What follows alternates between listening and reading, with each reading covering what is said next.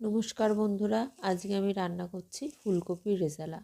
এটি এইভাবে রান্না করলে অসাধারণ লাগে। আমি কিছু উপকরণ নিয়ে নিচ্ছি। একটা বাটিতে কাজু বাদাম, কিশমিশ, মৌরি, চারমগজ আর কিছু কিছু শাহামরিচ নিয়ে নিয়েছি। এর মধ্যে এক টুকরো নারকেল দিয়েছি আর দিয়েছি 2 চামচ পোস্ত।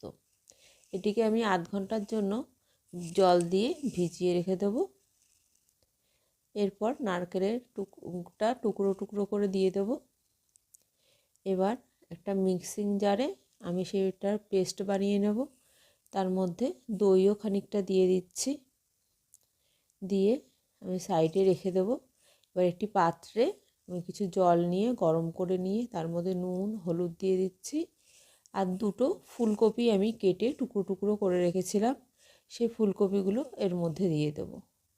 নুন দেওয়া আর হলুদ দেওয়ার জন্য এটা তাড়াতাড়ি হালকা সেদ্ধ হয়ে যাবে আর ফুলকপিতে হালকা হলুদ রং চলে আসবে।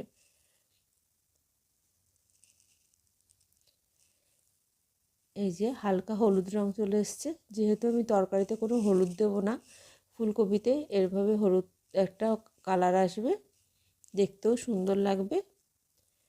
এটা পুরোটাই সাদা তেলে রান্না হবে, এর জন্য কড়াইতে আমি বেশ খানিকটা সাদা তেল দিয়ে দিচ্ছি। সাদা তেল দিয়ে প্রথমে আমি ফুলকপিগুলো ভালো করে নাড়াচাড়া করে ভেজে নেব। বেশি ভাজবো না, হালকা একটা ভাজা দিয়ে একে তুলে রাখবো।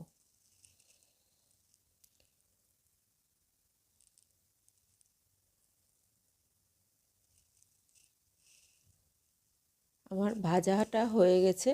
এবার ফুলকপিগুলো আমি সব তুলে নিচ্ছি। এর মধ্যে আমি অল্প ঘি দিয়ে দিচ্ছি। এই রান্নাটাতে ঘি দিয়ে দিলে গন্ধটা খুব সুন্দর আসে। এর মধ্যে আমি গোটা গরম মশলা, লঙ্কা, তেজপাতা দিয়ে দিলাম।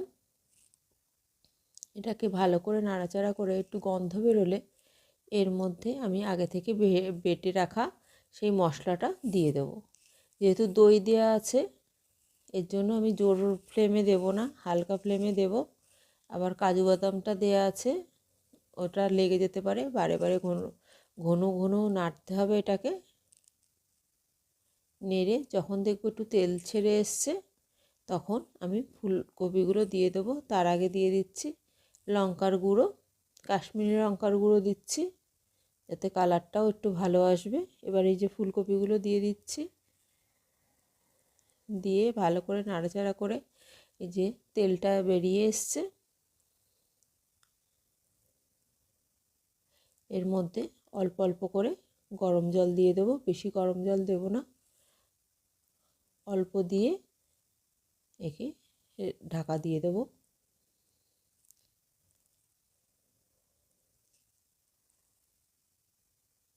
দেখব আমার সেদ্ধটা বেশি যাতে সেদ্ধ না হয়ে যায়। আমার হয়ে গেছে। এর মধ্যে আমি বেশ খানিকটা কসুরি মেথি দিয়ে দিচ্ছি। এরপরে উপর থেকে খানিকটা ফ্রেশ ক্রিম দিয়ে একে নাড়াচাড়া করে ঢাকা দিয়ে রাখবো।